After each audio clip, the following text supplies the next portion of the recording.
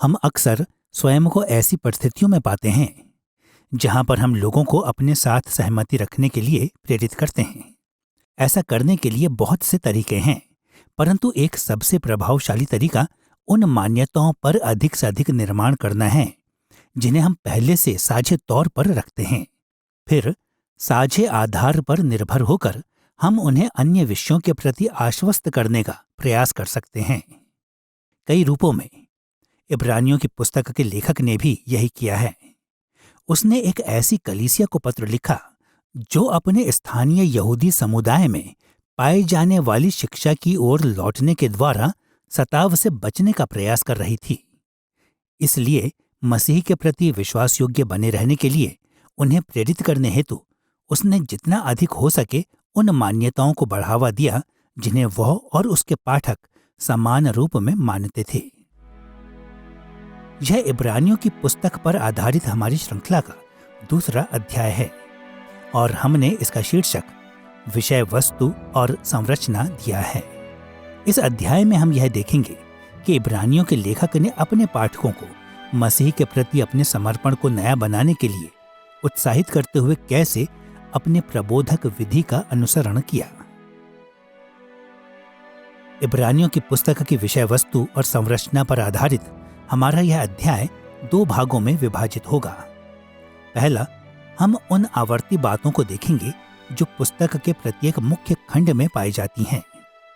दूसरा, हम इब्रानियों की पुस्तक की आलंकारिक संरचना की खोज करेंगे कि कैसे लेखक ने इन आवर्ती तत्वों को प्रबोधक प्रस्तुतियों में बुना। आइए सबसे पहले इब्रानियों की पुस्तक की आवर्ती बातों को देखते हुए आरंभ करें। अपने पिछले अध्याय में हमने इब्रानियों की पुस्तक के व्यापक उद्देश्य को इस प्रकार सारगर्भित किया था। इब्रानियों के लेखक ने अपने पाठकों को स्थानीय यहूदी शिक्षाओं को ठुकराने और यीशु के प्रति विश्वास योग्य बने रहने के लिए उत्साहित करने हेतु यह पुस्तक लिखी। हमारे अध्याय में यहाँ हम यह देखना चाहते हैं कि लेखक ने समान तत्वों का बार बार प्रयोग करने के द्वारा कैसे अपने उद्देश्य को पूरा किया। इब्रानियों की आवर्ती बातों को निकटता से देखने पर दिखाई देता है कि लेखक ने 3 मुख्य तत्वों को दोहराने के द्वारा अपने व्यापक उद्देश्य को पूरा किया। पहला, उसने इस तथ्य की ओर ध्यान खींचा कि यीशु में इतिहास अपने अंतिम दिनों में आ पहुंचा है। दूसरा, उसने इस मान्यता के लिए पुराने नियम के समर्थन को प्रस्तुत किया। और तीसरा, उसने अपने पाठकों को उनके मसीही विश्वास में दृढ़ बने रहने के लिए कई उपदेश दिए। आइए लेखक की इस मान्यता के साथ आरंभ करें कि यीशु में अंतिम दिन आ पहुंचे थे। अधिकतर जब मसीह के अनुयायी अंतिम दिनों की अभिव्यक्ति को सुनते हैं तो उनका मन सीधे महिमा में मसीह के पुनरागमन से जुड़ी घटनाओं की ओर चला जाता है। हम में से बहुत से लोग महाक्लेश, बादलों पर उठाए लिए जाने अर्थात रैप्चर और सहस्राब्दी जैसी घटनाओं को समझने में बहुत समय और प्रयासों को व्यतीत करते हैं। परंतु जब हम इब्रानियों की पुस्तक के अंतिम दिनों के बारे में बात करते हैं तो हमारे मन में मसीह के दूसरे आगमन से निकटता से जुड़ी घटनाओं से कहीं बड़ी बातें होती हैं। मसीही धर्म विज्ञानी अक्सर अंतिम दिनों पर आधारित बाइबल की शिक्षाओं को युगांत विज्ञान कहते हैं।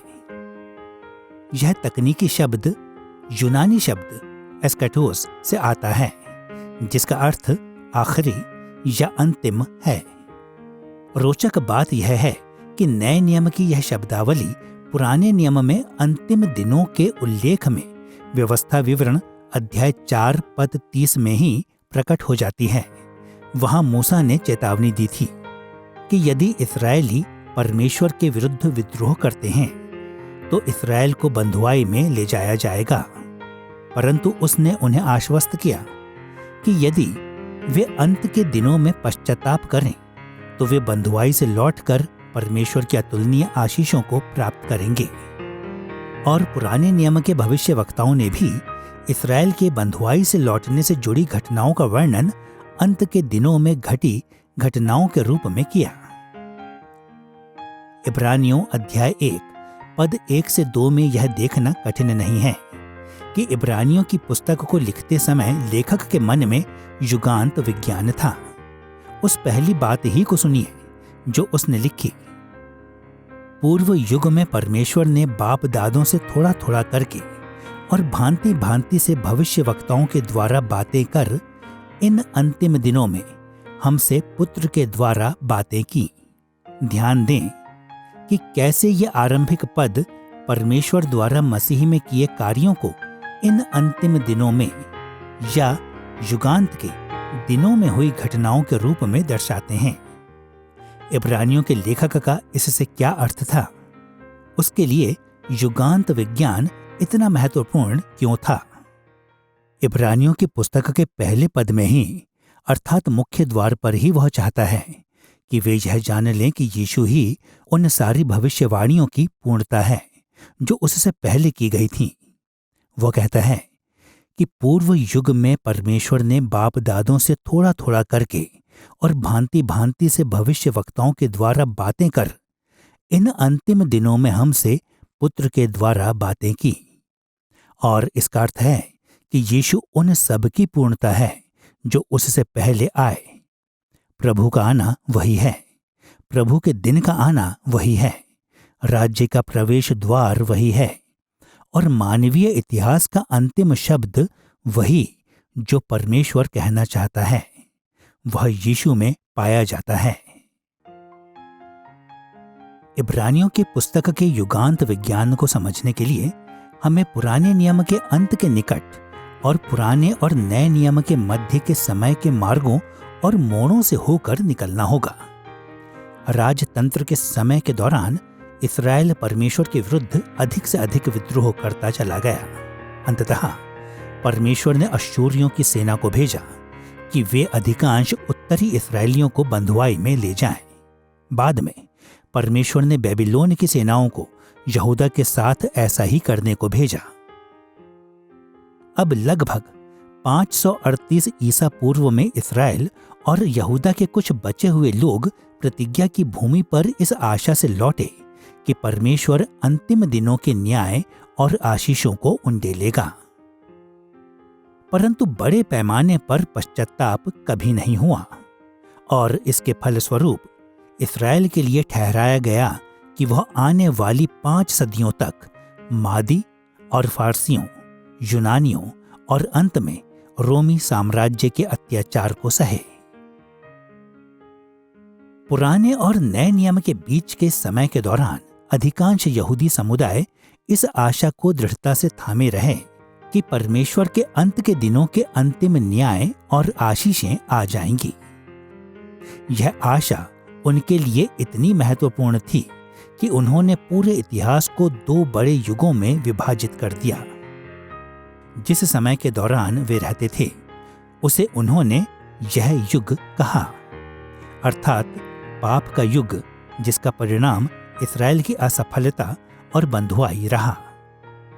और उन्होंने आने वाले युग के बारे में भी बात की, अर्थात ऐसे समय के बारे में जब परमेश्वर उनके शत्रुओं पर अपने अंतिम दंड को और अपने विश्वास योग्य लोगों पर अपनी अंतिम महिमामय आशीषों को उंडेलेगा।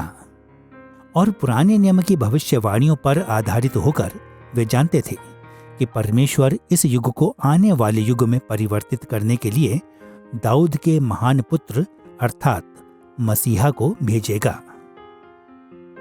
युगांत विज्ञान पर ध्यान देने के द्वारा इब्रानियों के लेखक ने ऐसी मान्यता को बढ़ावा दिया जिसे वह और उसके पाठक तथा वृहद यहूदी समुदाय साझे रूप में रखते थे। परंतु साथ ही उसने बार बार इस ओर भी संकेत किया कि यीशु पर विश्वास करने वाले और ना करने वाले कहाँ अलग अलग मत रखते हैं। अविश्वासी यहूदी मानते थे कि मसीहा इस युग से उस युग में एक बड़े नाटकीय विनाशकारी परिवर्तन को लेकर आएगा। परंतु मसीह के अनुयायियों ने यह शिक्षा पाई थी कि यीशु 3 चरणों में अंतिम दिनों को लाएगा। अपने पहले आगमन में अपने मसीहा संबंधी राज्य का उद्घाटन, पूरे कलीसियाई इतिहास में अपने मसीहा संबंधी राज्य की निरंतरता और अपने मसीहा संबंधी राज्य की पूर्णता जब वह अपनी महिमा में लौटेगा। नए नियम के लेखकों ने इन तीनों चरणों का वर्णन प्रेरितों के काम अध्याय 2 पद 17 और दूसरा पत्रस अध्याय 3 पद 3 जैसे अनुच्छेदों में अंतिम दिनों के रूप में किया है।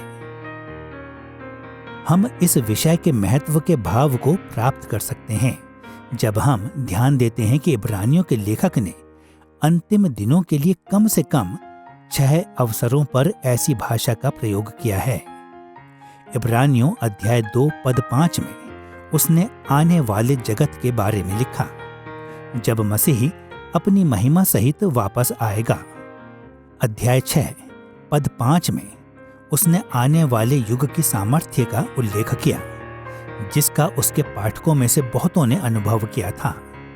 अध्याय 9 पद 11 में उसने मसीह को उन आने वाली अच्छी अच्छी वस्तुओं का महायाजक कहा जो पहले से यहाँ हैं।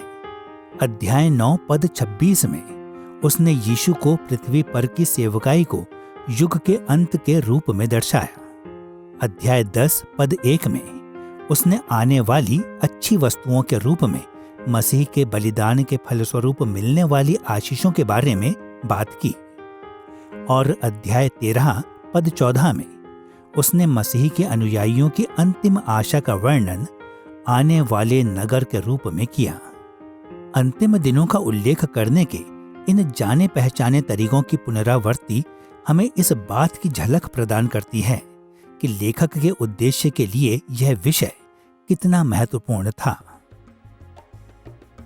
अब जबकि हमने देख लिया है कि इब्रानियों की पुस्तक में आवर्ती बातें किस प्रकार यीशु में अंतिम दिनों के केंद्र को शामिल करती हैं, इसलिए हमें इस पुस्तक में दोहराए गए दूसरे तत्व की ओर मुड़ना चाहिए। अपने धर्म वैज्ञानिक दृष्टिकोणों के लिए लेखक का पुराने नियम से समर्थन। अधिकांश गणनाओं के अनुसार इब्रानियों की पुस्तक लगभग 100 बार पुराने नियम को या तो उद्धृत करती है या इसकी ओर संकेत करती है। लेखक के उद्देश्य के लिए पुराने नियम के पवित्र शास्त्र के साथ उसका पारस्परिक वार्तालाप इतना महत्वपूर्ण था कि यह उसकी पुस्तक के प्रत्येक मुख्य भाग में पाया जाता है। और निसंदेह यह समझना कठिन नहीं है कि ऐसा क्यों है। स्थानीय यहूदी समुदाय की शिक्षाओं को चुनौती देने के लिए इब्रानियों की पुस्तक के लेखक ने एक साझे प्रलेख की ओर संकेत किया जिसे वे सब पवित्र मानते थे, अर्थात पुराना नियम। इस अध्याय के उद्देश्यों के लिए उन 5 मुख्य तरीकों को देखना सहायक है जिनमें इब्रानियों के लेखक ने पुराने नियम के उद्धरणों का बार बार प्रयोग किया। सबसे पहले उसने पुराने नियम से तथ्यात्मक पृष्ठभूमियों की ओर ध्यान आकर्षित किया। सरल शब्दों में कहें तो लेखक ने इब्रानी पवित्र शास्त्र से कुछ ऐतिहासिक विवरणों को याद किया और कुछ शब्दों को उद्धृत किया। फिर उसने मसीही विश्वास की अपनी प्रस्तुति में इन तथ्यों को जोड़ दिया। उदाहरण के लिए इब्रानियों अध्याय 7 पद 2 में उसने स्पष्ट किया कि उत्पत्ति अध्याय 14 पद 18 के शालेम का राजा मलकीसिदक के नाम का अर्थ धार्मिकता का राजा और शांति का राजा है। इस तथ्यात्मक पृष्ठभूमि ने तब यीशु और मलकीसिदक के साथ उसकी तुलना को विकसित किया। एक अन्य उदाहरण के रूप में इब्रानियों अध्याय 12 पद 20 और 21 में लेखक ने सीनै पहाड़ पर इस्राएल के डर पर ध्यान दिया, जिसका वर्णन निर्गमन अध्याय 19 पद 12 और 13 तथा व्यवस्था विवरण अध्याय 9 पद 19 में किया गया है। फिर उसने मसीह के अनुयायियों के लिए स्वर्गीय यरूशलेम के आनंद के साथ इस्राएल के डर की तुलना की। दूसरा, लेखक ने पुराने नियम में स्थापित उन स्थिर धर्म वैज्ञानिक दृष्टिकोणों पर भी ध्यान दिया है जो उसके समय में भी प्रचलित थे।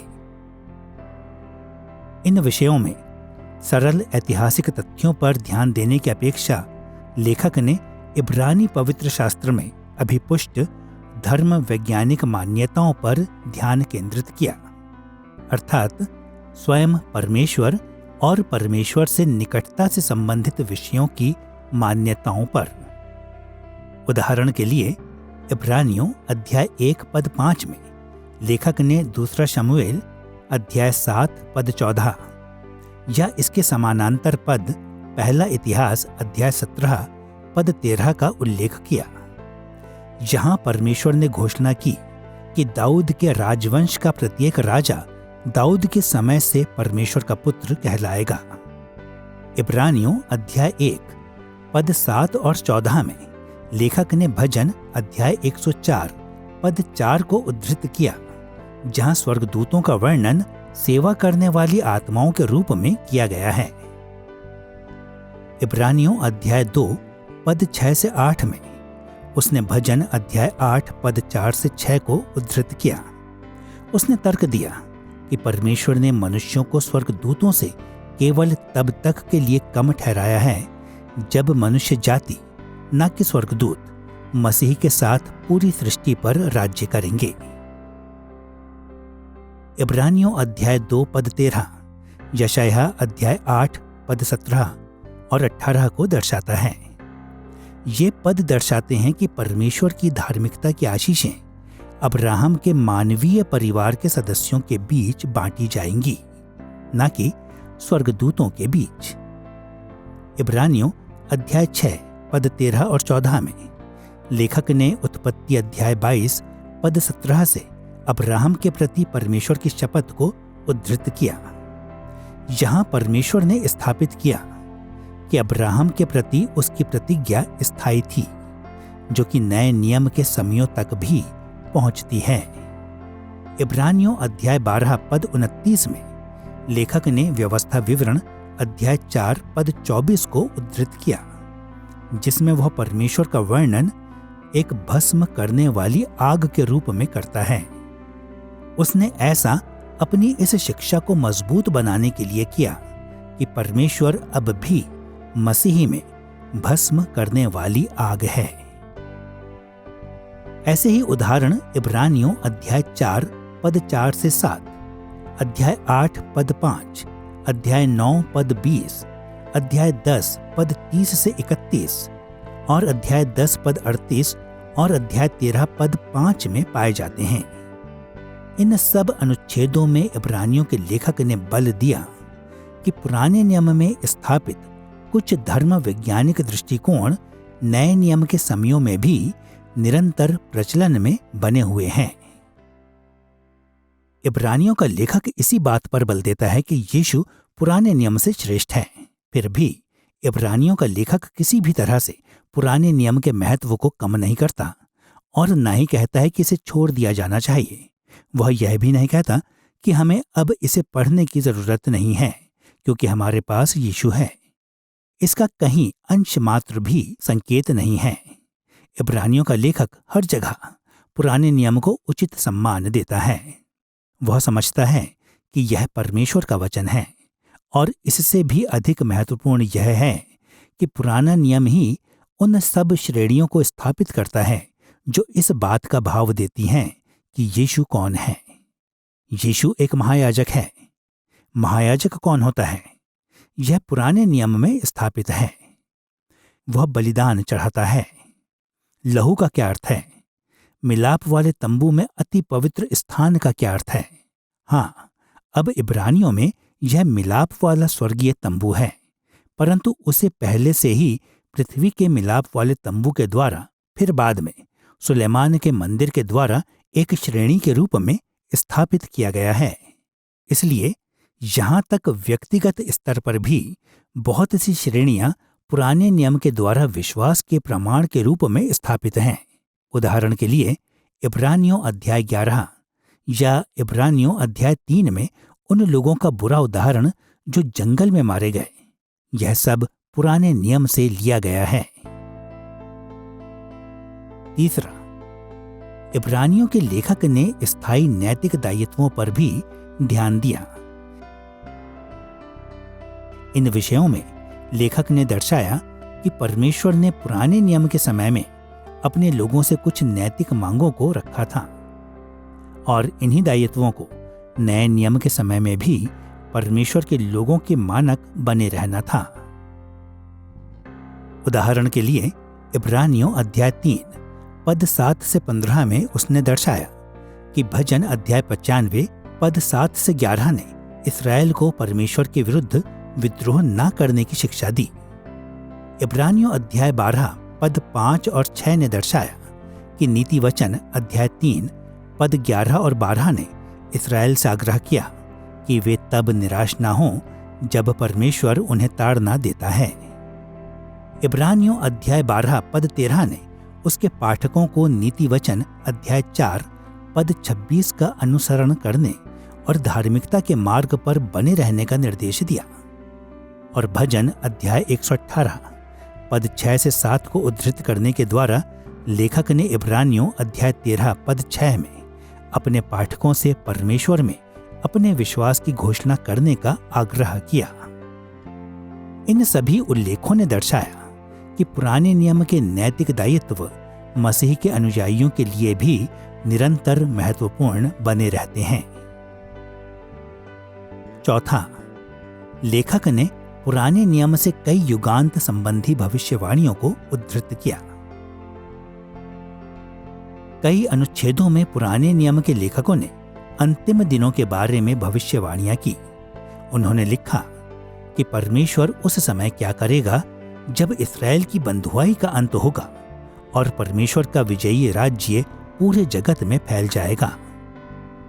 इब्रानियों के लेखक ने यह दिखाने के लिए पुराने नियम की कई युगांत संबंधी भविष्यवाणियों का प्रयोग किया कि परमेश्वर के अंतिम न्याय और आशीषें मसीह में पूरी होती हैं। उदाहरण के लिए इब्रानियों अध्याय 1 पद 6 ने व्यवस्था विवरण अध्याय 32 पद 43 को वैसे उद्धृत किया जैसा यह सेप्तुअजिंत अर्थात पुराने नियम के यूनानी अनुवाद में पाया जाता है। यह पद कहता है कि स्वर्गदूत तब दीन आराधना में दंडवत करेंगे जब परमेश्वर अपने सारे शत्रुओं पर अंतिम विजय प्राप्त करेगा। इसी प्रकार इब्रानियों अध्याय 1 पद 10 से 12 में लेखक ने भजन अध्याय 102 पद 25 से 27 को उद्धृत किया। यह अनुच्छेद भविष्यवाणी करता है कि सृष्टि की वर्तमान अवस्था जिसमें स्वर्गदूतों को आदर मिलता है इतिहास के अंत में नष्ट हो जाएगी।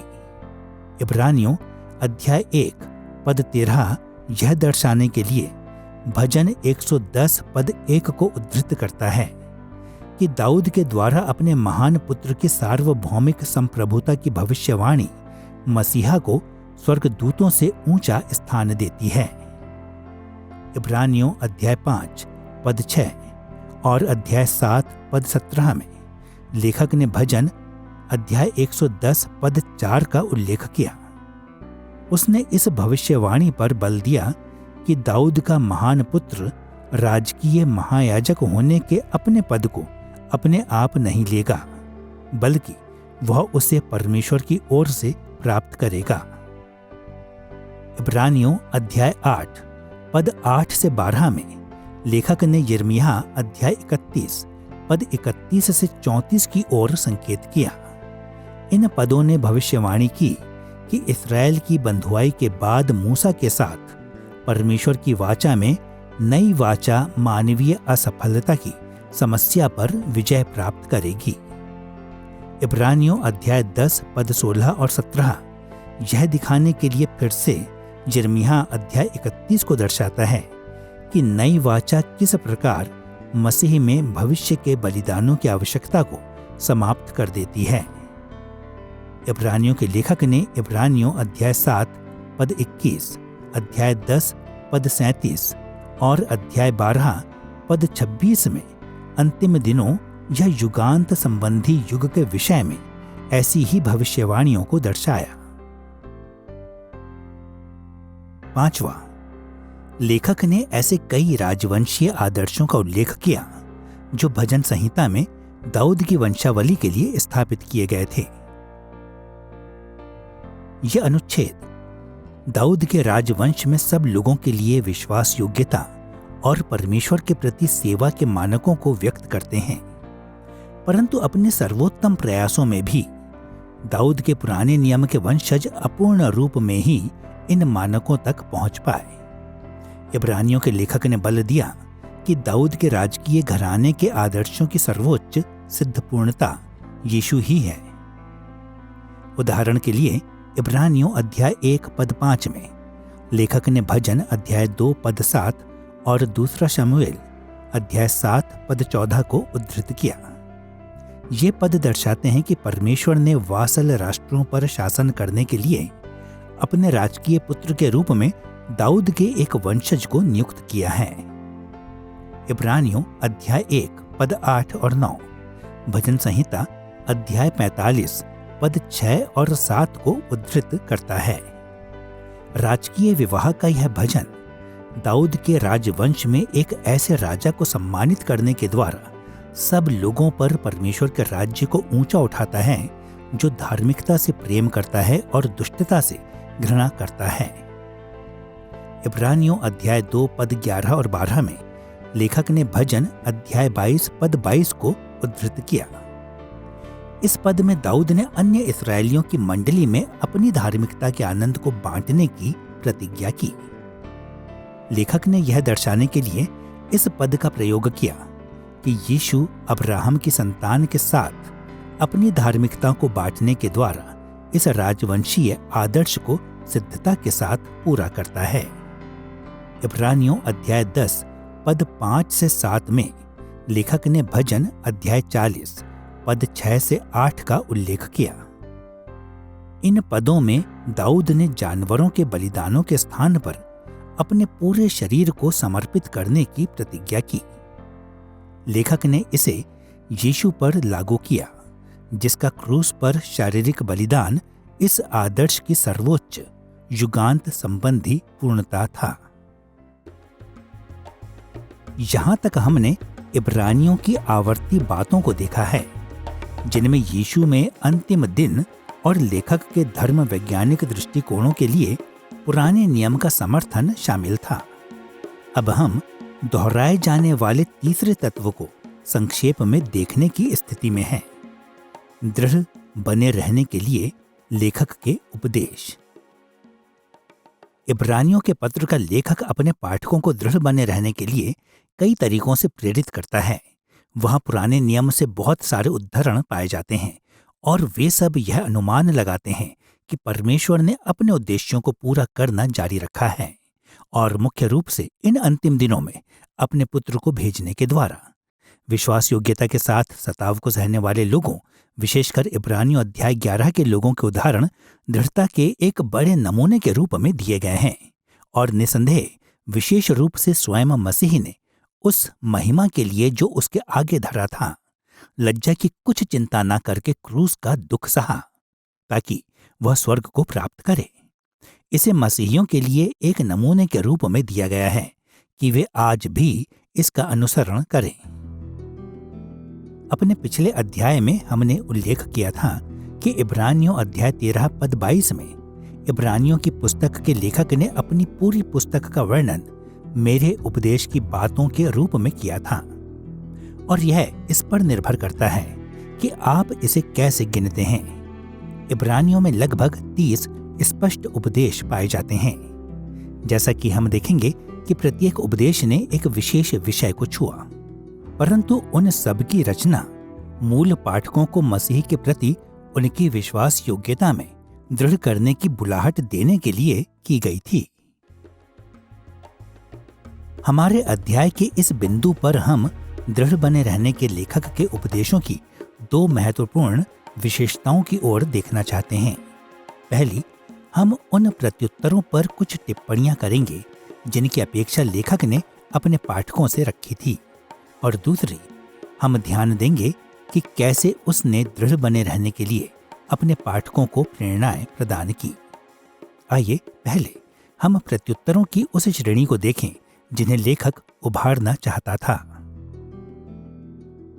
इब्रानियों की पुस्तक की एक महत्वपूर्ण विशेषता उन प्रत्युत्तरों की विशालता है जिन्हें लेखक ने अपने पाठकों से प्रेरित किया।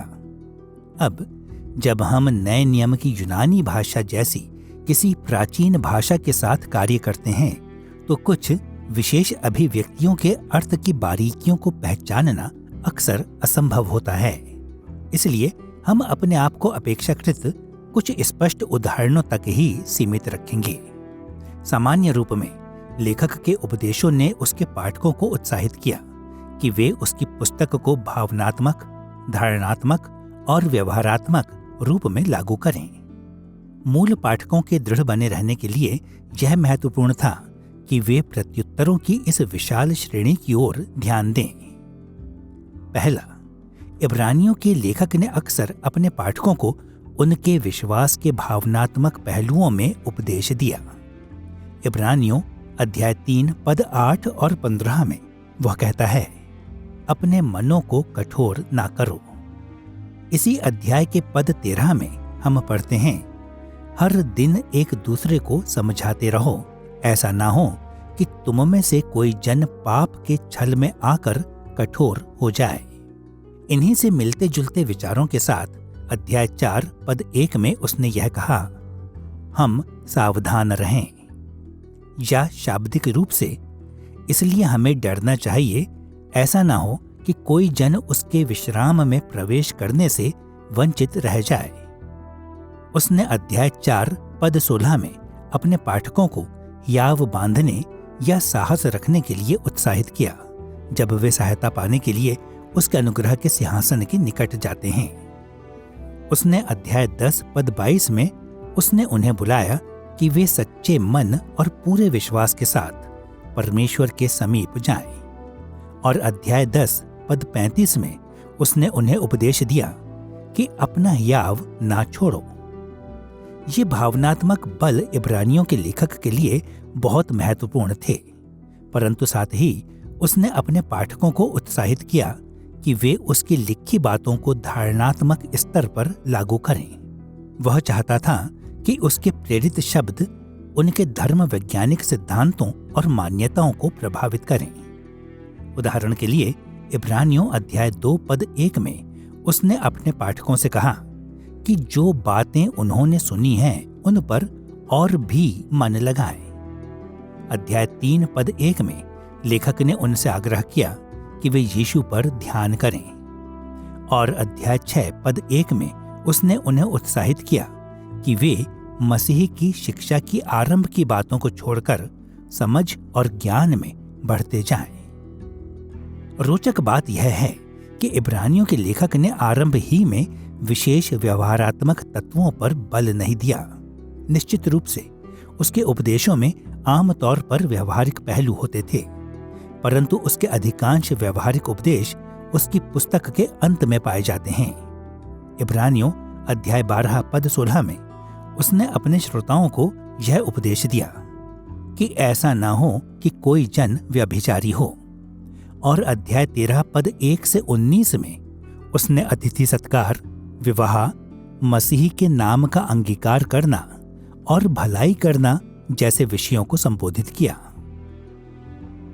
उपदेशों की यह श्रेणी उन विभिन्न तरीकों को दर्शाती है जिनका प्रत्युत्तर इब्रानियों का लेखक अपने पाठकों से चाहता था। स्पष्ट रूप से यदि वे मसीह की विश्वास योग्य सेवकाई के प्रति दृढ़ बने रहना चाहते थे तो उन्हें अपनी भावनाओं, धारणाओं और व्यवहारों के प्रति जागरूक होने की जरूरत थी। हमने देखा है कि दृढ़ बने रहने के इब्रानियों के लेखक के उपदेशों ने कई प्रत्युत्तरों को प्रेरित किया।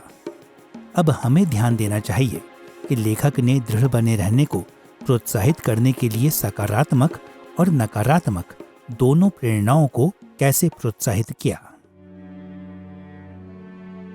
एक ओर लेखक ने अपने बहुत से उपदेशों को सकारात्मक प्रेरणाओं के साथ बड़ी गहराई से जोड़ा। उदाहरण के लिए इब्रानियों अध्याय 4 पद 13 से 16 में वह मसीह से अनुग्रह और सहायता प्राप्त करने का वर्णन करता है। और अध्याय 13 पद 16 में उसने अपने पाठकों को उस ज्ञान के साथ प्रेरित करने का प्रयास किया कि कुछ कार्य परमेश्वर को प्रसन्न करते हैं।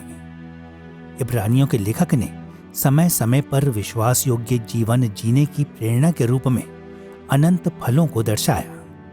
उदाहरण के लिए इब्रानियों अध्याय 10 पद 35 में उसने यह कहा, अपना याव ना छोड़ो क्योंकि उसका प्रतिफल बड़ा है।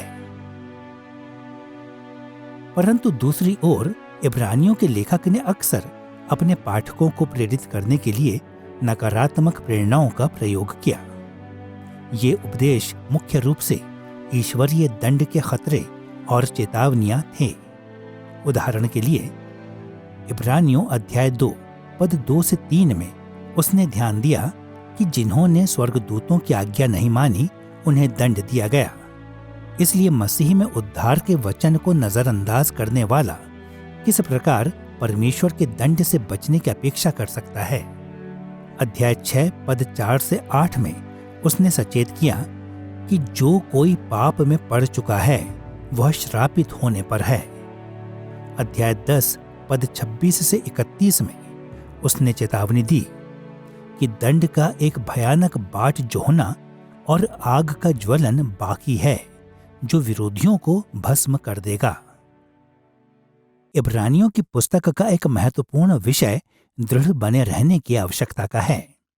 ऐसा नहीं हो सकता कि आप इब्रानियों की पुस्तक की चेतावनियों और उपदेशों को तो पढ़ें और लेखक के द्वारा उनसे अपने प्रचार के दौरान यह कहने पर ध्यान ना दें कि उन्हें दृढ़ बने रहने की आवश्यकता है, उन्हें आगे बढ़ने की आवश्यकता है, उन्हें पीछे हटने की आवश्यकता नहीं है, बल्कि मसीही जीवन में आगे बढ़ते रहने की आवश्यकता है। अब वह ऐसा कैसे करता है? मेरे विचार से वह बड़ी सुंदरता से प्रोत्साहनों और चेतावनियों के बीच संतुलन बनाता है, और ये एक तरह से एक ही सिक्के के दो पहलू हैं। प्रोत्साहन के संदर्भ में इब्रानियों की पुस्तक बार बार मसीही और पुराने नियम के चरित्रों, लोगों, वाचाओं की तुलना करने में प्रसिद्ध है। वह मूसा से श्रेष्ठ है, वह एक श्रेष्ठ विश्वास को लाता है, वह एक श्रेष्ठ याजक है, उसके पास एक बेहतर बलिदान है। यद्यपि सिक्के के दूसरी ओर चेतावनियां भी हैं। इब्रानियों की पुस्तक में चेतावनियां मसीही श्रोताओं और पाठकों को यह कहने में सचेत करने का कार्य करती हैं, यदि मैं दृढ़ नहीं बना रहता, यदि मैं निरंतर मसीह के साथ चलता नहीं रहता और उसकी ओर देखता नहीं रहता कि वह अपनी महिमा और तेज में कौन है, कि वह महिमा का प्रभु महान महायाजक है जो आया है, और इन सब बातों पर ध्यान देते हुए, तो उससे बाहर कोई उद्धार नहीं है। इसलिए दोनों एक साथ मिलकर सकारात्मक प्रोत्साहन देते हैं और साथ ही दौड़ में दौड़ते रहने के लिए नकारात्मक दृढ़ता प्रदान करते हैं, ताकि हम अपनी आंखें हमारे विश्वास के कर्ता और सिद्ध करने वाले यीशु पर लगाए रखें। इब्रानियों के पाठकों के विरुद्ध दंड के खतरे अक्सर व्याख्याकारों को परेशान कर देते हैं, क्योंकि वे ऐसा दर्शाते प्रतीत होते हैं कि मानो सच्चे विश्वासी अपने उद्धार को खो सकते हैं। इसी कारण इब्रानियों की पुस्तक के ये भाग अक्सर ऐसे मसीहियों के बीच युद्ध भूमि बनते रहते हैं जो इस विषय पर अलग अलग दृष्टिकोणों को रखते हैं। यद्यपि समय हमें अनुमति नहीं देगा कि हम इस धर्म वैज्ञानिक विषय पर यहाँ गहराई से चर्चा करें, परंतु फिर भी इस विषय के दो महत्वपूर्ण पहलुओं पर टिप्पणी करना सहायक होगा।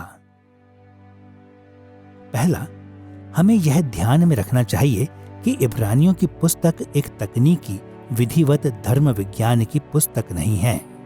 ऐसा कहने के द्वारा हमारा अर्थ है कि अक्सर पवित्र शास्त्र शब्दावली का प्रयोग, यहाँ तक कि उद्धार से संबंधित शब्दावली का प्रयोग मसीही धर्म विज्ञानियों और धर्म वैज्ञानिक परंपराओं से भी अधिक विविध रूप में करता है। वास्तव में कलीसिया की प्रत्येक शाखा कुछ धर्म वैज्ञानिक शब्दावलियों का प्रयोग उन कई तरीकों से भी अधिक संकीर्ण रूप में करना चाहती है जिनका प्रयोग पवित्र शास्त्र में किया गया है। यदि हम असमंजस में पड़े बिना धर्म वैज्ञानिक प्रणालियों को प्राप्त करने की आशा रखते हैं तो रीति को अपनाना लगभग अपरिहार्य होगा। फिर भी यह तरीका भी खतरनाक है, क्योंकि इब्रानियों जैसी पुस्तक में शब्दों की अपनी परिभाषाओं और अभिव्यक्तियों को पढ़ना सरल होता है।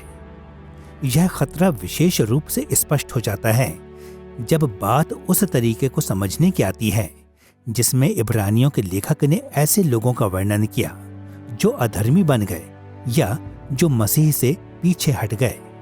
एक और इस बात पर ध्यान देना सहायक है कि इब्रानियों के लेखक ने कभी अधर्मियों का वर्णन धर्मी ठहराए गए लोगों के रूप में नहीं किया।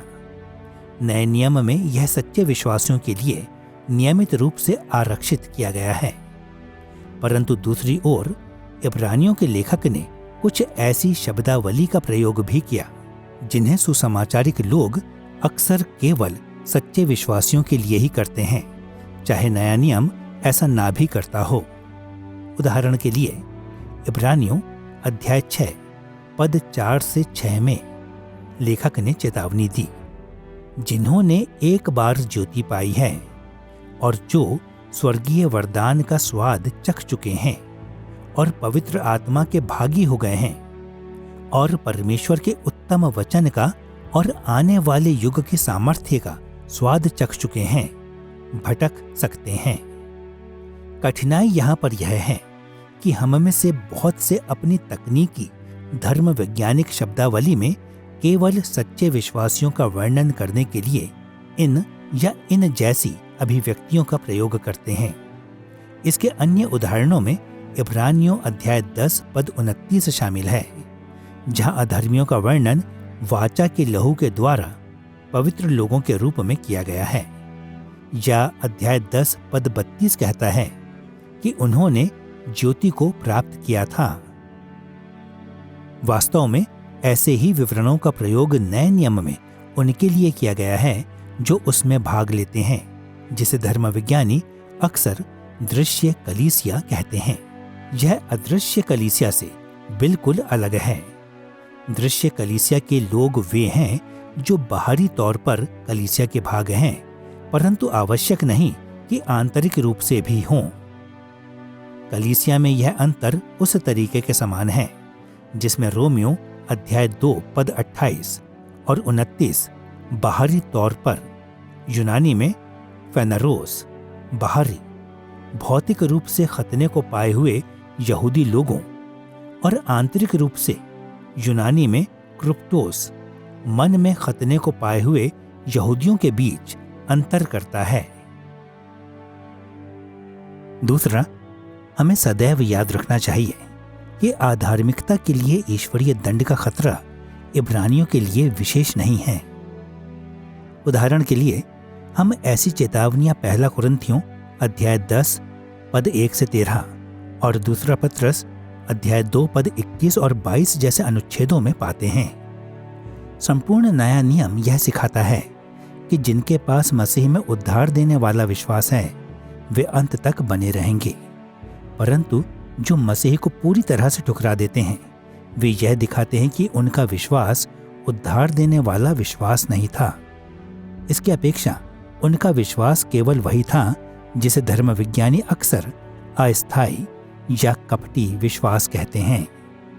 जैसा कि पहला यूहन्ना अध्याय 2 पद 19 में अधर्मी के विषय में स्पष्ट करता है, वे निकले तो हम ही में से, पर हम में के थे नहीं, क्योंकि यदि वे हम में के होते तो हमारे साथ रहते, पर निकल इसलिए गए कि यह प्रकट हो कि वे सब हम में के नहीं हैं। जब भी कोई मसीही विश्वास से पीछे हट जाता है तो वह यह दर्शाता है कि वह वास्तव में अदृश्य कलीसिया का था ही नहीं। इब्रानियों में 5 चेतावनी संबंधी अनुच्छेद हैं।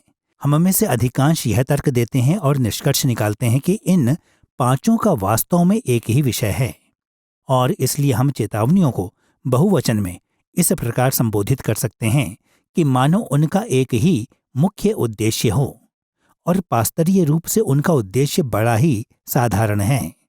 वह चाहता है कि उसकी मंडली के सब लोग दृढ़ बने रहें और मसीह का अनुसरण करें। अब वास्तव में कुछ बातें हैं जिन्हें कहा जाना चाहिए। ये वास्तविक चेतावनियां हैं। ये काल्पनिक नहीं हैं। उन्हें डराने की रणनीति के तहत नहीं रखा गया है, परंतु जिस बात को रखा जाना जरूरी है वह यह है, वह उनसे ऐसे बातें कर रहा है जैसे एक पास्टर रविवार की सुबह अपनी मंडली को संबोधित करता है। परंतु वह सर्वज्ञानी नहीं है। वह अपनी मंडली के सब लोगों की अनंत दशा को नहीं जानता है। वह जानता है कि वे मसीह का नाम लेते हैं, परंतु नए नियम के धर्म विज्ञान में वास्तव में समय आने पर ही सब कुछ पता लगेगा। मेरे कहने का अर्थ है कि हम वास्तव में पहला यूहन्ना अध्याय 2 पद 19 में उन लोगों के एक उदाहरण को देखते हैं जिन्होंने विश्वास को त्याग दिया, विश्वास के समुदाय को छोड़ दिया और बाहर जाने के द्वारा यह दर्शाया कि वे वास्तव में हम में से एक थे ही नहीं। यूहन्ना आसिया की कलीसिया को यह लिखता है और इस प्रकार हम यहाँ इब्रानियों की पुस्तक में देखते हैं कि वह उन्हें संबोधित कर रहा है जो मसीह का नाम लेते हैं, परंतु वास्तव में यह समय ही बताएगा कि वे उसे जानते हैं या नहीं। इब्रानियों की पुस्तक की विषय वस्तु और संरचना पर आधारित अपने अध्याय में हमने इस पुस्तक के आवर्ती विषयों के 3 तत्वों को देख लिया है। आइए अब हम अपने अध्याय के दूसरे मुख्य विषय की ओर मुड़ें, इब्रानियों की पुस्तक की आलंकारिक संरचना। जैसा कि हमने अपने पिछले अध्याय में देखा था, इब्रानियों की पुस्तक के मूल पाठक सताव का सामना कर रहे थे। स्थानीय यहूदी समुदाय की झूठी शिक्षाओं को स्वीकार करने की परीक्षा व्यापक रूप से फैली हुई थी और इब्रानियों के लेखक ने अपने पाठकों को यह समझाने के लिए लिखा कि वे हार ना माने और इन शिक्षाओं के कारण मसीह से दूर ना हो जाएं। अतः इब्रानियों की पुस्तक के लेखक ने इस उद्देश्य को पूरा करने के लिए किस प्रकार अपनी पुस्तक की विषय सूची को एक सूत्र में पिरोया। यह आलंकारिक संरचना कैसी दिखाई देती है? हम इब्रानियों की आलंकारिक संरचना को कई स्तरों पर देख सकते हैं, परंतु अपने उद्देश्यों के लिए हम इस पुस्तक के केवल 5 मुख्य विभाजनों को देखेंगे। ये विभाजन हमें एक ऐसे भाव को प्राप्त करने में सहायता करते हैं कि लेखक ने अपने पाठकों को मसीह के प्रति विश्वास योग्य बने रहने के लिए प्रेरित करने हेतु कैसे प्रयास किया। पहला मुख्य विभाजन अध्याय 1 पद 1 से अध्याय 2 पद 18 में स्वर्गदूतों के प्रकाशनों के विषय में मान्यताओं पर ध्यान देता है। दूसरा मुख्य विभाजन अध्याय 3 पद 1 से अध्याय 4 पद 13 में मूसा के अधिकार पर चर्चा करता है। तीसरा मुख्य विभाजन अध्याय 4 पद 14 से अध्याय 7 पद 28 में मल्कीसिदक के राजकीय महायाजक के पद को संबोधित करता है। चौथा मुख्य विभाजन अध्याय 8 पद 1 से अध्याय 11 पद 40 में नई वाचा पर ध्यान केंद्रित करता है। पांचवा मुख्य विभाजन अध्याय 12 पद 1 से अध्याय 13 पद 25 में व्यावहारिक दृढ़ता के बारे में बात करता है। इब्रानियों के लेखक ने इन सब मुख्य खंडों का प्रयोग अपने पाठकों को यह समझाने के लिए किया कि वे सताव को सहते हुए भी मसीह के प्रति विश्वास योग्य बने रहें। आइए पहले हम यह देखें कि अध्याय 1 पद 1 से अध्याय 2 पद 18 में इब्रानियों की पुस्तक ने स्वर्गदूतों के प्रकाशनों के साथ कैसे व्यवहार किया। जैसा कि हमने अपने पिछले अध्याय में उल्लेख किया था, कुमरान से प्राप्त कई यहूदी हस्तलेख और साथ ही इफिसियों और कुलुस्सियों जैसी पुस्तकें दर्शाती हैं कि पहली सदी में यहूदी समुदाय अक्सर स्वर्गदूतों को सामर्थी महिमामय प्राणी मानते थे जो तुच्छ मनुष्यों के लिए ईश्वरीय प्रकाशन लेकर आते थे। स्थानीय यहूदी समुदाय के दृष्टिकोण बाइबल पर आधारित अनुच्छेदों में निहित थे, परंतु उन्होंने स्वर्गदूतों को जरूरत से ज्यादा सम्मान दिया। स्वर्गदूतों के इस अतिशयोक्तिपूर्ण सम्मान ने मसीह का अनुसरण करने वालों के सामने एक गंभीर चुनौती पेश की। आखिरकार प्रत्येक व्यक्ति यह जानता था कि यीशु लहू और मांस में एक मानवीय प्राणी था। फिर स्वर्गदूतों के प्रकाशनों के स्थान पर उसने जो कहा उसका अनुसरण कोई कैसे कर सकता है? इब्रानियों के लेखक ने इस चुनौती का उत्तर 5 चरणों में दिया।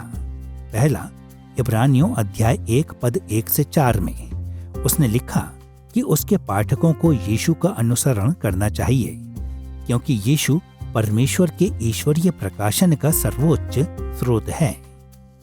लेखक ने स्वीकार किया कि परमेश्वर ने पूरे पुराने नियम के इतिहास के दौरान स्वर्गदूतों और अन्य माध्यमों के द्वारा बात की, परंतु उसने बल दिया कि अंतिम दिनों के ईश्वरीय रूप से ठहराए हुए राजकीय महायाजक के रूप में यीशु उस प्रकाशन को लेकर आया जो स्वर्गदूतों के द्वारा दिए किसी प्रकाशन से श्रेष्ठ था।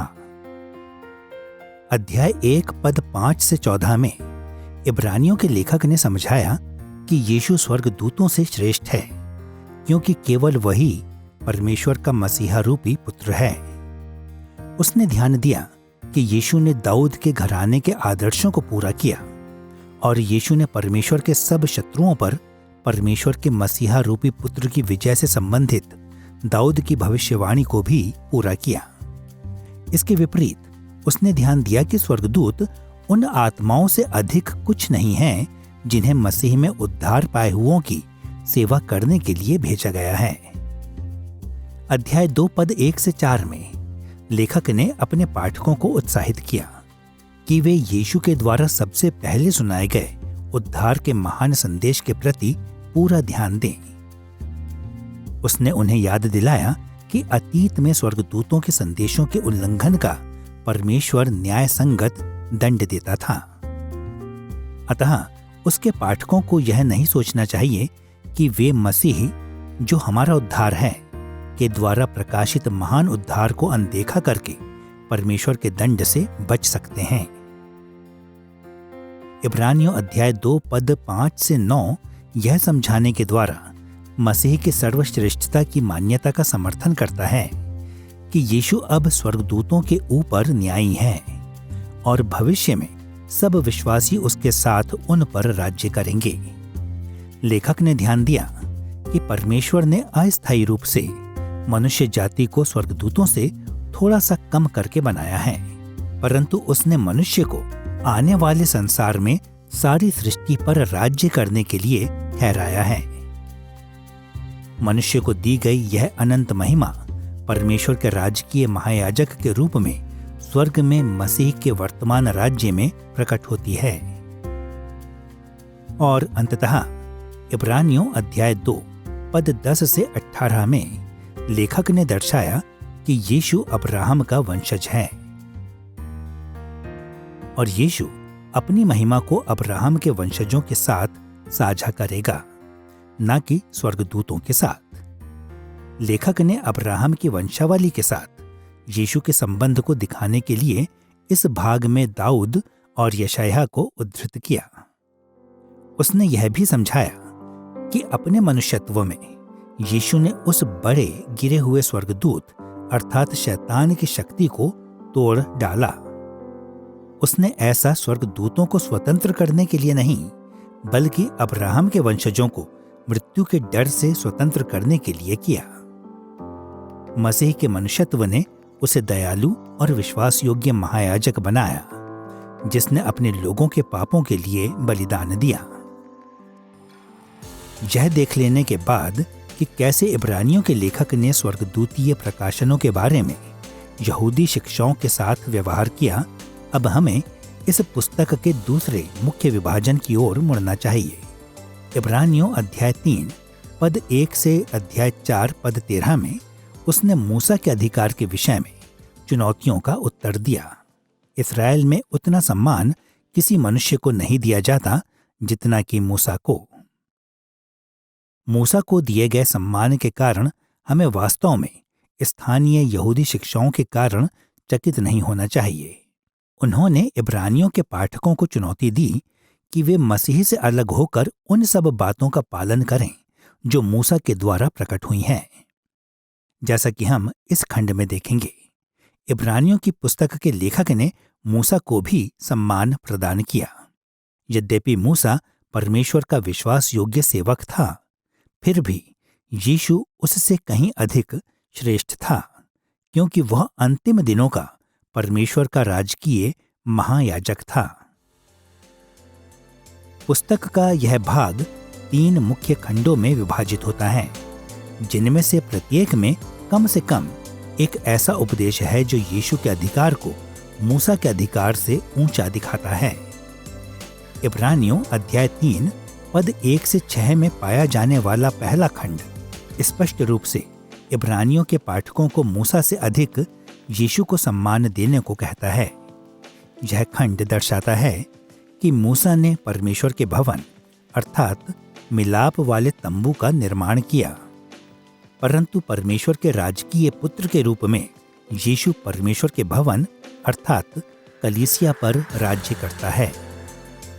इब्रानियों अध्याय 3 पद 1 से 3 को सुनिए, जहां लेखक ने अपने पाठकों को यह कहते हुए उपदेश दिया, यीशु पर ध्यान करो, जो मूसा से इतना बढ़कर महिमा के योग्य समझा गया है। लेखक ने बल दिया कि मूसा के समान यीशु परमेश्वर के प्रति विश्वास योग्य था, परंतु यीशु उससे बढ़कर महिमा के योग्य था। इन पदों के बाद अध्याय 3 पद 7 से 19 में लेखक ने अपने पाठकों को हृदय की कठोरता और उन इस्राएलियों के समान विद्रोह से बचने की चेतावनी दी जिन्होंने मूसा के विरुद्ध विद्रोह किया था। लेखक ने यह दर्शाने के द्वारा इस उपदेश का समर्थन किया कि मूसा का अनुसरण करने वाले अधिकांश लोग प्रतिज्ञा के देश में प्रवेश नहीं कर पाए, क्योंकि उन्होंने परमेश्वर के विरुद्ध विद्रोह किया था। लगभग इसी प्रकार जो मसीह का अनुसरण करते हैं वे केवल तभी मसीह में सहभागी होंगे यदि वे अंत तक अपने मूल विश्वास को मजबूती से पकड़े रहते हैं। अविश्वास ने इस्राएलियों को प्रतिज्ञा के देश से बाहर रखा। अविश्वास मसीह में भी ऐसा ही करेगा। इब्रानियों अध्याय 4 पद 1 से 13 में लेखक ने मसीह का अनुसरण करने और मूसा का अनुसरण करने के बीच तुलना का विस्तार से वर्णन किया। उसने अपने पाठकों को परमेश्वर के विश्राम में पहुंचने के लिए हर संभव प्रयास करने के लिए उत्साहित किया। पुराने नियम का प्रयोग करते हुए उसने समझाया कि परमेश्वर के विश्राम में प्रवेश करना भविष्य की बात है, इसलिए उन्हें अपने मन में बसा लेना चाहिए कि कैसे परमेश्वर का वचन उसके समक्ष सब कुछ प्रकट कर देता है। सबको परमेश्वर के सामने ही लेखा देना है और इसलिए उन्हें उसके विश्राम में प्रवेश करने का प्रयास करना चाहिए और जंगल में भटक रहे इस्राएल का अनुसरण नहीं करना चाहिए। स्वर्गदूतों के प्रकाशनों और मूसा के अधिकार पर चर्चा करने के बाद इब्रानियों के लेखक ने इब्रानियों अध्याय 4 पद 14 से अध्याय 7 पद 28 में मल्कीसिदक के राजकीय महायाजक पद के विषय में स्थानीय यहूदी शिक्षाओं को चुनौती दी। अपने पिछले अध्याय में हमने कुमरान में खोजे गए एक हस्तलेख 11 कुमरान मेल्किजेदेक या दी मिद्राश ऑन मेल्किजेदेक का उल्लेख किया था। इस हस्तलेख ने मेल्किसेदेक को एक स्वर्गीय प्राणी के रूप में चित्रित किया जो प्रायश्चित के अंतिम बलिदानों को चढ़ाने तथा परमेश्वर के राज्य को लाने के लिए अंतिम दिनों में प्रकट होगा। स्पष्ट है कि मूल पाठकों में से कुछ लोग इस प्रकार की शिक्षा से उलझन में पड़ गए थे। उन्हें मल्कीसिदक के आने की आशा करने की अपेक्षा परमेश्वर के राजकीय महायाजक के रूप में यीशु का अनुसरण क्यों करना चाहिए? इसलिए इब्रानियों के लेखक ने यह दर्शाया कि यीशु मल्कीसिदक की रीति पर सच्चा राजकीय याजक है। ये भाग 4 खंडों में विभाजित होता है। पहला और तीसरा खंड पाठकों को मल्कीसिदक से अधिक मसीह को थामे रहने का उपदेश देता है और दूसरा और चौथा खंड इसके कारणों को स्पष्ट करता है। इब्रानियों अध्याय 4 पद 14 से 16 में लेखक ने मलकीसिदक के विषय का परिचय अपने पाठकों के लिए एक उपदेश के साथ दिया कि वे उस विश्वास को दृढ़ता से थामे रहें जिसका उन्होंने अंगीकार किया है।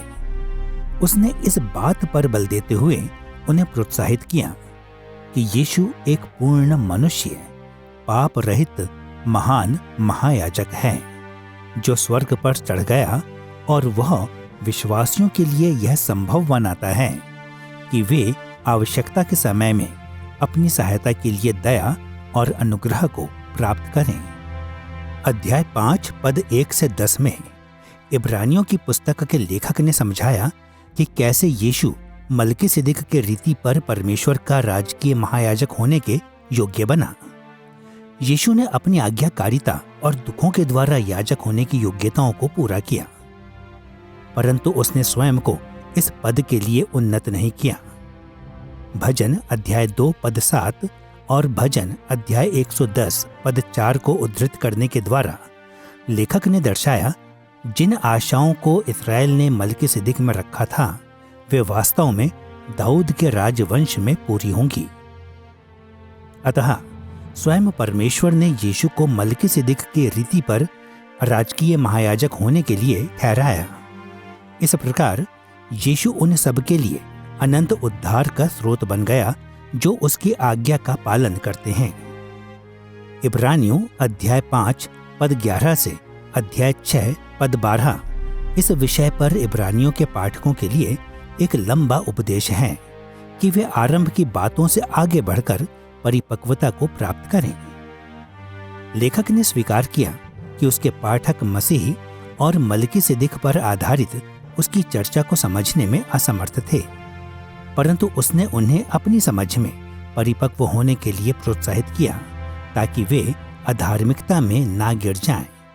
उसने उन्हें चेतावनी दी कि यदि वे एक सच्चे राजकीय महायाजक में अपने विश्वास से भटक जाते हैं तो पाप के लिए फिर कोई बलिदान बाकी नहीं रह जाएगा। लेखक के मन में अपने पाठकों के लिए बड़ी आशाएं थीं, परंतु उन्हें अपने आलस्य से मुड़ना था और उनका अनुसरण करना था जिनके पास उन बातों को प्राप्त करने का विश्वास और संयम था जिनकी प्रतिज्ञा परमेश्वर ने की थी। इब्रानियों अध्याय 6 पद 13 से अध्याय 7 पद 28 में लेखक ने अपनी इस चर्चा को जारी रखा कि यीशु मलकीसिदक के रीति पर राजकीय याजक होने की पूर्णता है। विशेषकर उसने समझाया कि यीशु का राजकीय याजक पद लेवीय याजक पद से श्रेष्ठ था। जब इब्रानियों की पुस्तक लिखी गई तब यरूशलेम के मंदिर में सभाएं निरंतर चल रही थीं। इस सच्चाई ने उस मसीही दावे को गंभीर चुनौती दी कि यीशु की मृत्यु ने मंदिर में लेवीय बलिदानों की आवश्यकता का अंत कर दिया था। इस चुनौती का उत्तर देने के लिए लेखक ने उन स्थानीय यहूदी मान्यताओं पर निर्माण किया कि मलकीसिदक अंतिम दिनों में सारे बलिदानों का अंत कर देगा, परंतु उसने भजन अध्याय 110 पद 4 में परमेश्वर के द्वारा ली गई शपथ से निष्कर्ष निकाला कि दाऊद का महान पुत्र यीशु मलकीसिदक के रीति पर अनंत राजकीय याजक था। अतः यीशु ने लेवियों की बलिदान संबंधी प्रणाली का अंत कर दिया।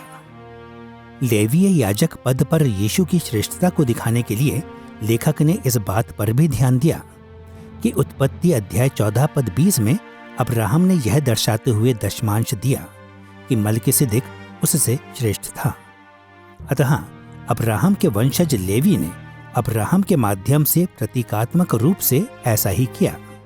इसलिए मलकीसिदक के रीति पर राजकीय महायाजक होने के रूप में मसीह के लिए यह उचित था कि वह लेवीय याजक पद का स्थान ले ले।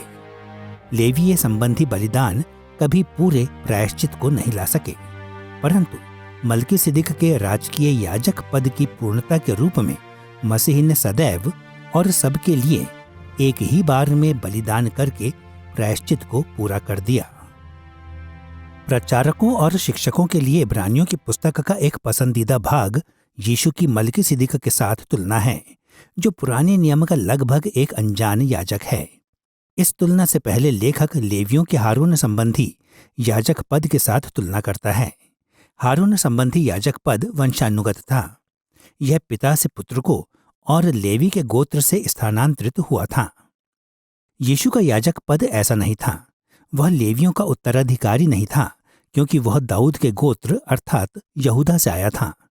क्योंकि हारून वंशी याजक नाश हो जाएंगे, इसलिए हारून का याजक पद पिता से पुत्र को स्थानांतरित हुआ। इसके विपरीत यीशु का याजक पद अनंत काल का था। उसका याजक पद सदैव का है। वह आज भी वैसा ही याजक है। मलकीसिदक के पास याजक होने का कोई मानवीय अधिकार नहीं है, परंतु वह परमेश्वर के द्वारा चुने हुए एक याजक के रूप में इतिहास में प्रवेश करता है और फिर ओझल हो जाता है। यीशु भी ऐसा ही करता है और अपनी पृथ्वी पर की सेवकाई के अंत में पुनरुत्थान के बाद स्वर्ग पर चढ़ जाता है। इब्रानियों के पत्र में 2 प्रकार के याजक पदों का उल्लेख किया गया है। एक पारंपरिक याजक पद है जो हारून से आरंभ हुआ और फिर लेवी गोत्र के द्वारा आगे बढ़ा, जिसे लेवीय याजक पद कहा जाता है। और फिर मलकीसिदक का बहुत ही असामान्य याजक पद था, जो कुल पिताओं के इतिहास के आरंभ में प्रकट होता है। और वह अब्राहम के समय में प्रभु का याजक अर्थात प्रभु का एक महायाजक था। और यीशु की तुलना उन दोनों से होती है, एक भाव में लेवीय याजक पद से श्रेष्ठता को दिखाने के लिए और दूसरे भाव में महायाजक के रूप में मलकीसिदक की अद्वितीयता की समानता को दिखाने के लिए। उसका महायाजक पद अनंत रूप से ठहराया हुआ था। और मलकीसिदक के बारे में हम यह जानते हैं कि उसके माता पिता नहीं थे। वह अपने पीछे बिना किसी वंशावली के सामने आता है। वह अब्राहम से अधिक महत्वपूर्ण है, क्योंकि अब्राहम ने उसको भेंट चढ़ाई थी। उसने अपना दशमांश उसे दिया और छोटा अपने से श्रेष्ठ को दशमांश देता है। परंतु महायाजक का यह नमूना, जो हर बात में श्रेष्ठ है और उन लोगों से भेंट लेता है जो ऐसे कुलपति थे जिन्होंने यहूदी धर्म और इस्राएल के इतिहास की रचना की और जिनके अंतर्गत अंततः लेवीय याजक पद को ठहराया गया। मलकीसिदक की यह छवि सदैव बनी रहती है और मसीह का याजक पद, यह नया याजक पद मलकीसिदक के आदर्श पर स्थापित किया गया है। इब्रानियों अध्याय 8 पद 1 से अध्याय 11 पद 40 में चौथा मुख्य विभाजन नई वाचा पर ध्यान केंद्रित करता है। यहाँ इब्रानियों के लेखक ने परमेश्वर द्वारा स्थापित राजकीय महायाजक के रूप में इस बात पर चर्चा करने के द्वारा मसीह की श्रेष्ठता को और अधिक स्पष्ट किया कि कैसे नई वाचा पुरानी वाचा से श्रेष्ठ है। शब्द नई वाचा यिर्मयाह अध्याय 31 पद 31 से निकल कर आता है। इस पद में भविष्यवक्ता ने भविष्यवाणी की कि परमेश्वर इस्राएल और यहूदा को इस्राएल के निर्वासन के बाद अंतिम दिनों में अंतिम नवीनीकरण की एक वाचा प्रदान करेगा। यही युगांत संबंधी वाचा को यशायाह अध्याय 54 पद 10 में और यहेजकेल अध्याय 34 और अध्याय 37 में शांति की वाचा कहा गया था। अतः यहाँ इब्रानियों का लेखक अंतिम दिनों में मलकीसिदक के बारे में अपनी चर्चा से हटकर नई वाचा की चर्चा की ओर आगे बढ़ा। इब्रानियों के इस भाग में 8 मुख्य खंड पाए जाते हैं। पहला, इब्रानियों अध्याय 8 पद 1 से 13 इस विचार से परिचित कराता है कि यीशु स्वर्ग के राजकीय महायाजक होने के रूप में नई वाचा की मध्यस्थता करता है। पद 1 और 2 में लेखक उसे स्पष्ट रूप से कहता है, जिसे उसने सबसे बड़ी बात कहा। उसने समझाया कि मसीह अर्थात राजकीय महायाजक स्वर्ग में है और उस सच्चे तंबू का सेवक हुआ जिसे किसी मनुष्य ने नहीं वरन प्रभु ने खड़ा किया है। दूसरे शब्दों में, लेवीय याजक पद ने पृथ्वी पर उस भूमिका को पूरा किया, परंतु उनका याजक पद व्यवस्था पर आधारित था। पुराने नियम में मूसा के साथ बांधी गई वाचा ने पृथ्वी के लेवीय याजक पद को स्थापित किया, परंतु इस्राएल के पापों के कारण यह असफल हो गया। इसके विपरीत यिर्मयाह अध्याय 31 की नई वाचा विफल नहीं हो सकती, क्योंकि इब्रानियों अध्याय 8 पद 6 हमें बताता है, यह उत्तम प्रतिज्ञाओं के सहारे बांधी गई है। ये उत्तम प्रतिज्ञाएं परमेश्वर के लोगों के पूर्ण परिवर्तन और उनके पापों की अंतिम अनंत क्षमा को प्रदान करती है। इब्रानियों अध्याय 9 पद 1 से 28 में लेखक ने इस तथ्य को विस्तार के साथ बताया कि यीशु का स्वर्गीय राजकीय याजक पद लेवीय याजक पद से श्रेष्ठ है। उसने इस खंड का आरंभ मूसा के पृथ्वी पर के मिलाप वाले तंबू की साज सजावट का उल्लेख करते हुए किया, जिसमें उसने उन विशेषताओं को प्रकट किया जो परमेश्वर के स्वर्गीय पवित्र स्थान के समान थीं। इसके अतिरिक्त उसने प्रायश्चित के वार्षिक दिन के संबंध में उन याजकीय क्रियाकलापों का वर्णन किया जिनकी आज्ञा लेव्य व्यवस्था अध्याय 16 पद 34 में दी गई थी। इसने यह दर्शाया कि पृथ्वी पर के मिलाप वाले तंबू के बलिदान पाप की समस्या का पूरी तरह से समाधान नहीं कर सके, बल्कि उन्हें प्रत्येक वर्ष दोहराया जाना जरूरी था। ये बलिदान उस समय तक के लिए ठहराए गए थे जब तक अंतिम दिनों में इतिहास अपनी पराकाष्ठा में नहीं पहुंच गया, जिसे उसने इब्रानियों अध्याय 9 पद 10 में सुधार का समय कहा। तब इब्रानियों अध्याय 9 पद 11 में उसने यह जोड़ा, मसीह आने वाली अच्छी अच्छी वस्तुओं का महायाजक होकर आया। इस कथन ने बल दिया कि जो मसीह पर विश्वास रखते हैं वे उसके सिद्ध याजकीय प्रायश्चित के कारण पाप से स्वतंत्र हो गए हैं और अब उनके पास स्वर्ग में अनुग्रह के सिंहासन के पास खुली पहुंच है। पाप के लिए यीशु के बलिदान और पुराने नियम की बलिदानी प्रणाली के बारे में इब्रानियों को लिखे पत्र का लेखक जो एक विपरीतता को दर्शाता है वह यह है कि पुराने नियम की बलिदानी प्रणाली में याजक का कार्य कभी पूरा नहीं होता था। याजक को बार बार पाप के बलिदान चढ़ाने पड़ते थे, और जिस तर्क को लेखक रख रहा है वह यह है कि पाप को दूर करने का जो कार्य है वह कभी पूरा नहीं होता, परंतु यीशु का कार्य इसे हर तरह से पूरा कर देता है। वास्तव में यीशु ऐसा महान महायाजक है जिसने पाप के लिए स्वयं का बलिदान चढ़ा दिया और पिता के दाहिने हाथ बैठ गया, जबकि पुराने नियम के याजक अपने पैरों पर खड़े रहे क्योंकि उनका कार्य अब भी बाकी था, परंतु यीशु जाकर बैठ गया। और इब्रानियों का लेखक इसकी व्याख्या यह कहते हुए करता है कि उसका कार्य पूरा हो गया है, पाप का पूरा निपटारा कर लिया गया है, कार्य पूरा हो गया है। लेखक ने यह भी समझाया कि यीशु का बलिदान क्यों आवश्यक था। उसके लिए उसने इच्छा का उदाहरण दिया। सामान्य इच्छाएं किसी की मृत्यु के द्वारा आरंभ होती हैं। मूसा की वाचा का आरंभ मृत्यु और लहू के साथ हुआ। इसलिए लेखक ने तर्क दिया कि नई वाचा का आरंभ भी मृत्यु और लहू के साथ होना था।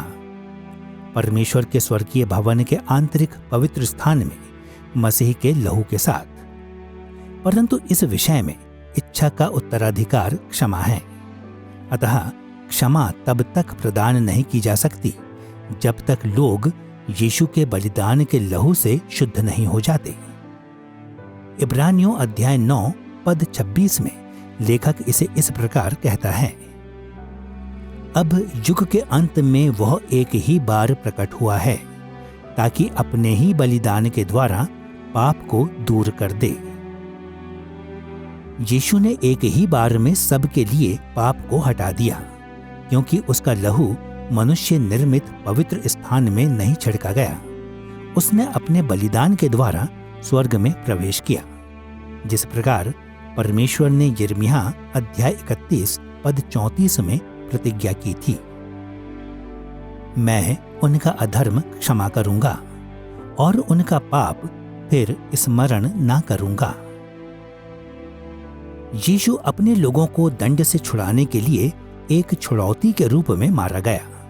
लेखक यह कहते हुए इस खंड को समाप्त करता है कि मसीही वापस आएगा, परंतु फिर से पाप को उठाने के लिए नहीं। जब यीशु वापस आएगा तो वह उनके लिए उद्धार की पूर्णता को लेकर आएगा जो उसकी बाट जोहते हैं। इब्रानियों अध्याय 10 पद 1 से 18 मूसा की वाचा की तुलना नई वाचा के साथ करना और उनके बीच विपरीतता को दर्शाना जारी रखता है। इस बार लेखक ने दावा किया कि नई वाचा में यीशु का महायाजक पद पाप की अंतिम क्षमा को लेकर आया। उसने दोहराया कि प्रायश्चित के दिन के बलिदान पापों को वार्षिक रूप से स्मरण दिलाते थे, परंतु वे पापों को हटा नहीं सके। और उसने यह माना कि पशुओं का बलिदान कभी परमेश्वर को प्रसन्न नहीं कर सकता। उसने भजन अध्याय 40 में दाऊद को उद्धृत किया, जहां दाऊद ने स्वयं को परमेश्वर के लिए एक आदर्श स्वरूप चढ़ाया। और उसने समझाया कि यीशु ने क्रूस पर अपने बलिदान के द्वारा इस आदर्श को पूरा किया। जहां लेवीय बलिदान पाप की अंतिम क्षमा को नहीं ला सके, वहीं नई वाचा के विषय में यिर्मयाह की भविष्यवाणी ने प्रतिज्ञा की कि परमेश्वर अपने लोगों के पापों को सदा के लिए क्षमा कर देगा। यीशु ने इसे पूरा किया, इसलिए अब पशुओं के वार्षिक बलिदान की कोई आवश्यकता नहीं है। इब्रानियों अध्याय 10 पद 19 से 23 उपदेशों के 4 खंडों में से पहला है। पहला, लेखक ने अपने पाठकों को परमेश्वर के निकट आने और उसमें अपनी आशा को थामे रहने के लिए कहा। उसने समझाया कि अपने लहू के द्वारा मसीह ने अति पवित्र स्थान में प्रवेश करने का मार्ग खोल दिया था। अब जैसे कि पद 23 हमें बताता है, वे अपनी आशा के अंगीकार को दृढ़ता से थामे रहे, क्योंकि परमेश्वर सच्चा है। इब्रानियों अध्याय 10 पद 24 से 31 में लेखक ने अपने पाठकों को यह उपदेश भी दिया कि वे एक दूसरे को प्रेम और भले कामों में प्रोत्साहित करते रहें। उसने उल्लेख किया कि उन्हें एक दूसरे से मिलना चाहिए, और तब तो और अधिक जब वे देखते हैं कि न्याय का दिन निकट आ रहा है। फिर उसने उस दंड की कठोरता का वर्णन किया जिन्होंने परमेश्वर के पुत्र को पांवों से रौंदा, जिन्होंने वाचा के लहू को अपवित्र जाना और जिन्होंने अनुग्रह के आत्मा का अपमान किया। जैसे उसने बताया, परमेश्वर अपने लोगों का न्याय करेगा। इब्रानियों अध्याय 10 पद 32 से 35 में लेखक ने अपने पाठकों को बुलाया कि वे अपने अतीत को स्मरण रखें और अपने साहस को ना छोड़ें। उसने उन्हें स्मरण दिलाया कि उन्होंने अतीत में अपनी इच्छा से और आनंद से दुखों को सहा था, क्योंकि वे जानते थे कि आने वाले संसार में उनके लिए उत्तम और स्थायी संपत्ति तैयार है। यदि वे इसी प्रकार आगे बढ़ते रहते हैं तो उन्हें बड़ा प्रतिफल मिलेगा।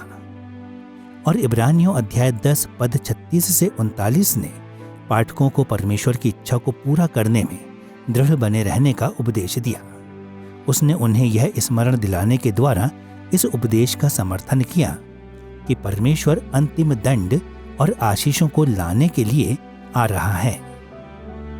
उसने उन्हें चेतावनी दी कि परमेश्वर उनसे प्रसन्न नहीं होता जो विश्वास में जीवन जीने से पीछे हट जाते हैं। परंतु इब्रानियों अध्याय 10 पद 39 में उसने यह कहा, पर हम हटने वाले नहीं कि नाश हो जाएं, पर विश्वास करने वाले हैं कि प्राणों को बचाएं। यह स्पष्ट है कि ये यहूदी विश्वासी थके हुए थे, वे श्रमित थे, वे सताए हुए थे। यह पूरे संसार और कलीसिया के पूरे इतिहास के मसीहियों के लिए बहुत प्रासंगिक है। परंतु थकित होने के साथ साथ वे अपने विश्वास में लड़खड़ा भी रहे थे और उनके घरों में तोड़फोड़ भी की गई थी। अभी तक वहां पर इतना सताव नहीं हुआ था कि कोई शहीद हुआ हो, परंतु लगता था कि ऐसा होने ही वाला था, और इसलिए उनके विश्वास के सामने बड़ी चुनौतियां थीं और बहुत से कारण थे कि वे अपने विश्वास को त्याग कर अपने पुराने मार्गों में लौट जाएं। और लेखक उन्हें पत्र लिखकर प्रोत्साहित करता है कि वे उस नई वाचा के प्रति सच्चे बने रहें जिसमें उन्होंने यीशु पर विश्वास करना आरंभ किया है। उपदेशों की इस श्रृंखला के बाद इब्रानियों अध्याय 11 पद 1 से 40 में लेखक ने अपने पत्र को उस विश्वास पर केंद्रित किया जो उद्धार देता है। हम पहले ही कह चुके हैं कि इब्रानियों के पाठकों ने अतीत में सताव को सहन किया था और संभावना यह भी थी कि उन्हें उससे भी अधिक सहना पड़े। इसलिए लेखक ने उन्हें ऐसा विश्वास रखने को प्रोत्साहित किया जो कठिन समयों में पीछे नहीं हटता। फिर उसने पुराने नियम के इतिहास के ऐसे चरित्रों की जो कठिनाई को सहते हुए भी विश्वास योग्य बने रहे एक लंबी सूची देने के द्वारा समझाया कि उसके कहने का क्या अर्थ था। अपने पूरे जीवन काल में इन विश्वास योग्य लोगों ने उसे प्राप्त नहीं किया जिसकी प्रतिज्ञा इनसे की गई थी, क्योंकि परमेश्वर की प्रतिज्ञा भविष्य के समय के लिए थी। परंतु जैसे कि इब्रानियों का लेखक स्पष्ट करता है, वे मसीह के पुनरागमन के समय लेखक और उसके पाठकों के समान ही सिद्ध बनाए जाएंगे।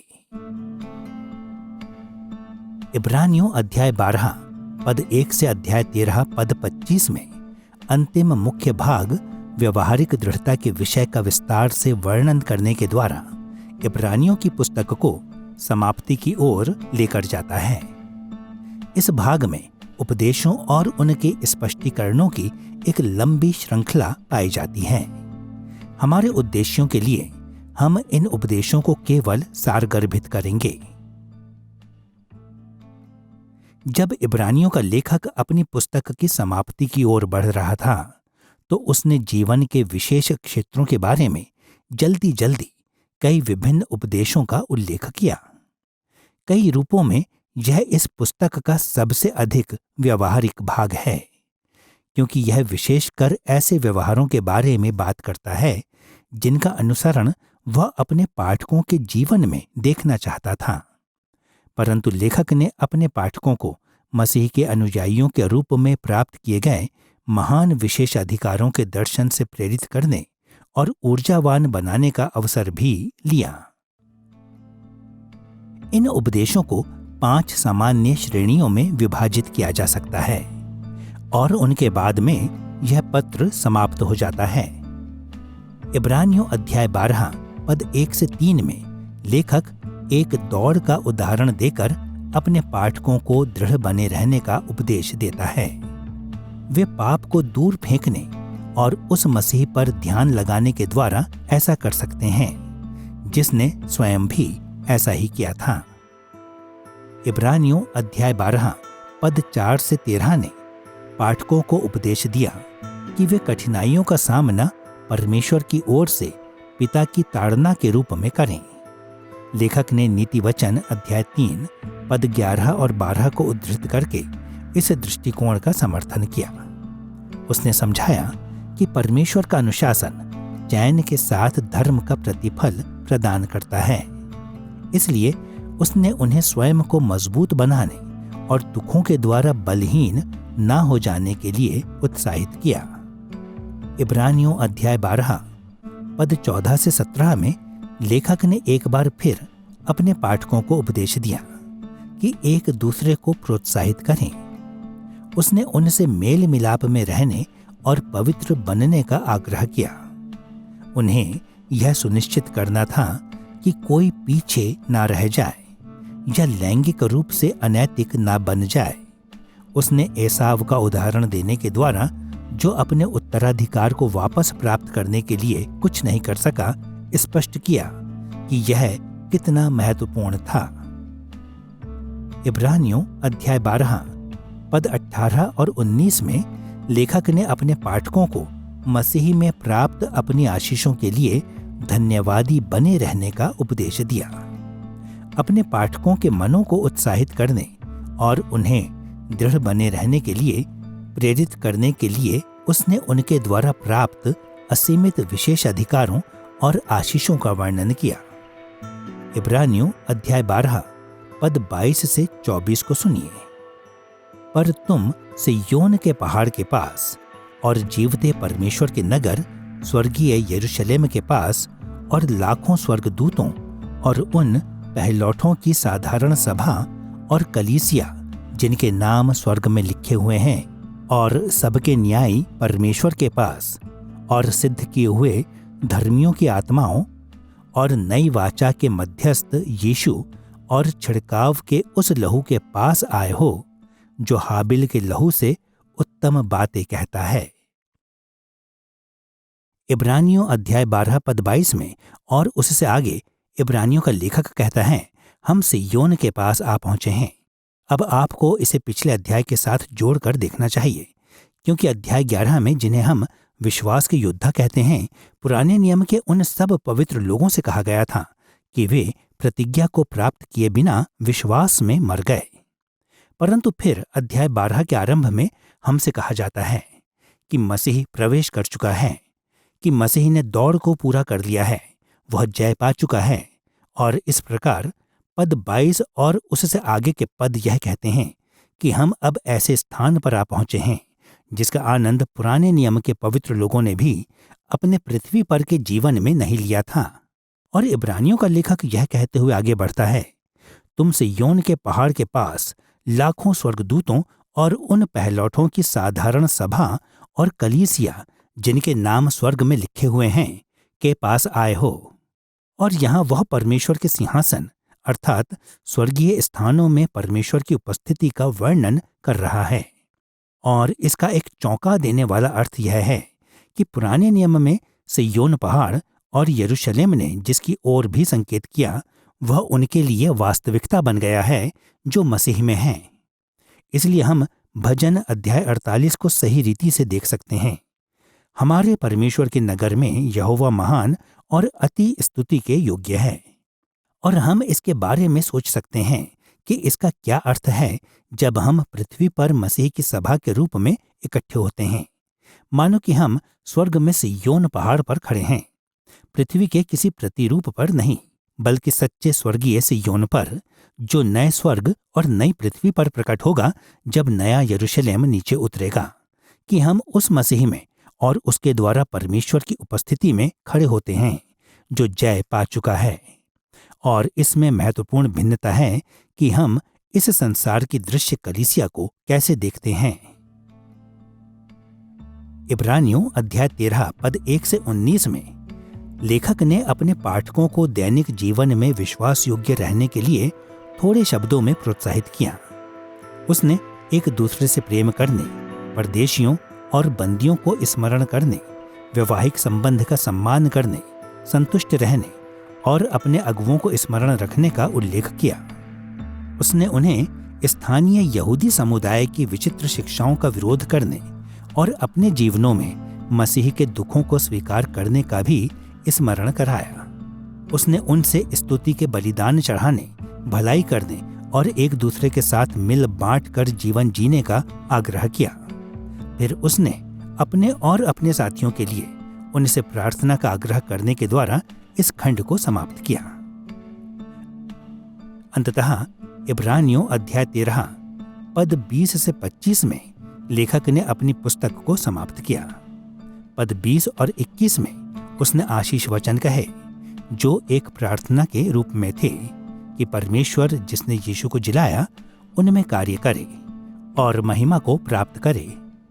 फिर पद 22 में उसने अपने पाठकों से आग्रह किया कि वे उसके उपदेश की बातों या उसके संदेश को सह लें।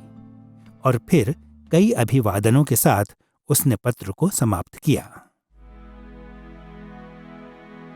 इस अध्याय में हमने इब्रानियों की पुस्तक की विषय वस्तु और संरचना को देखा है। हमने मसीह में अंतिम दिनों पर केंद्रित आवर्ती विषयों, लेखक के दृष्टिकोणों के लिए पुराने नियम के समर्थन और दृढ़ बने रहने के उसके कई उपदेशों पर ध्यान दिया है। हमने इस बात पर ध्यान देने के द्वारा पुस्तक की आलंकारिक संरचना को भी जांचा है कि लेखक ने स्थानीय यहूदी समुदाय से मसीही विश्वास के विरुद्ध आने वाली चुनौतियों को संबोधित करने के लिए आवर्ती विषयों को कैसे एक साथ जोड़ा। इब्रानियों की पुस्तक मसीह के अनुयायियों को एक बड़ा भंडार प्रदान करती है। इसके धर्म वैज्ञानिक दृष्टिकोण उन सब कार्यों में गहराई से प्रवेश करते हैं जो मसीह ने हमारे लिए किए हैं, और यह मसीह का अनुसरण करने के अर्थ के ठीक केंद्र में प्रवेश करता है।